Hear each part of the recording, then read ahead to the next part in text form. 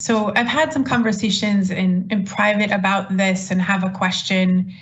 In part, I just do want to ask on the, in a public forum about this question of what sort of constitutes city council interference or city council direction of staff. So I have 3 examples, and I would like to ask here in this public venue the current interpretation of these 3 examples and how they would be affected by this charter change. One example is during my time in office, we directed staff in multiple departments to write an ordinance to raise the city's minimum wage. Would the city council have the authority under this provision, this prohibition, to direct staff to write an ordinance? The second question is that during my time in office, we have passed I have 2 examples of sort of operational policies that we have passed. One is called the Complete Streets Policy, and it sets priorities for how public works employees design streets. It has a little matrix of the most vulnerable users and says we should prioritize vulnerable users in road design, but it is clearly an operational direction that affects the day-to-day operations of the department. The second is the Renter First Policy, which similarly directs the Regulatory Services Department to prioritize the health and safety of renters in their department's operations. Would those kinds of operational policies be allowed if this charter question were to pass? And then the third is we get all kinds of questions, hundreds of them. Can you fix a road safety project at this particular intersection? Can you help this business with a licensing issue? How would the council members and their staff or not staff be navigating day-to-day constituent questions that have to do with city staff? Yes, council member, mayors, members of the committee. Your role here today is not to analyze the amendment itself. Your role here is to decide the language.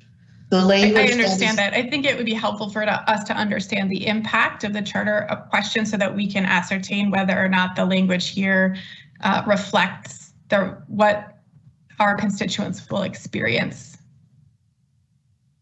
Council President. Perhaps I could offer an answer. Oh, I'm sorry, Mr. Go ahead, Casey. I was going to say, I thought this might, Eric Nilsson, Deputy City Attorney, Civil Division of the Minneapolis City Attorney's Office.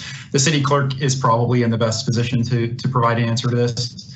I'll just note that as with other charter member proposals that are on the ballot or will be on the ballot this fall, there is a lot of development that would need to occur after it passes through ordinance development. And that's where all these details would be figured out.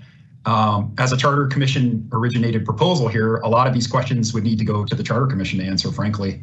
I don't know that we are in a position to answer those, but the clerk may have some insight. Thank you, Mr. Nilsson. And to the Council President, Madam Vice President, I would say I'll offer my opinion in terms of how I read the proposed amendments offered in this proposal from the Charter Commission. The first question was about an ordinance related to minimum wage. That's clearly a legislative issue. Legislative is defined as a policy that has a broad character. It's generally applicable throughout the city. It applies to everyone. It prescribes penalties for any violations. So that's clearly a legislative enactment of the city government and would be initiated by the city council. Departments would be responsible for helping the city council in the pursuit of developing that legislative enactment, a policy proposal for the city government. Obviously, many departments would be involved in that and were. I remember being involved myself with the work that brought forward the minimum wage policy here in the city of Minneapolis. And so that absolutely would be something that the city council would continue to have ownership of as the legislative body of the city. In terms of the second example, which were referred to as operational policies, and the specific examples were the Complete Streets Policy and Renters First Policy. I'll try and answer this in a different way. I don't believe these are operational policies. I do believe they are, much like the minimum wage, a policy enactment of the city that regulates our community. The difficulty here is that we would probably need to separate out what is policy from what is procedural. Legislative bodies, of course, have the power to set the policy.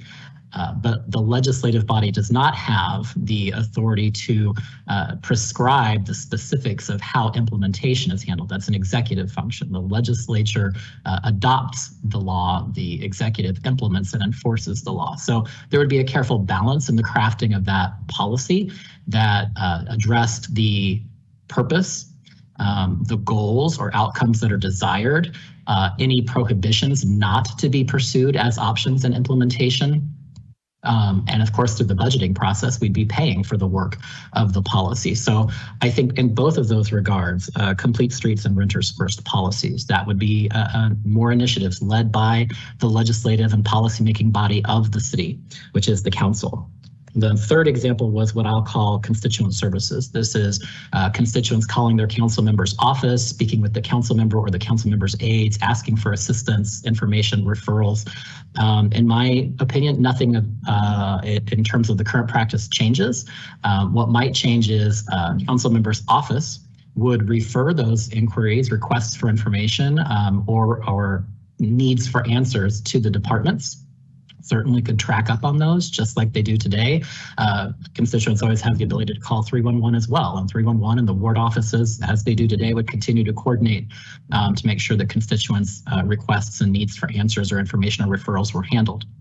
To the extent that providing constituent services then tipped over into operations, meaning the administration of the city, those referrals would be made to the mayor's office. You certainly could refer them to the departments. And I think I touched on this at the last meeting on July 21st.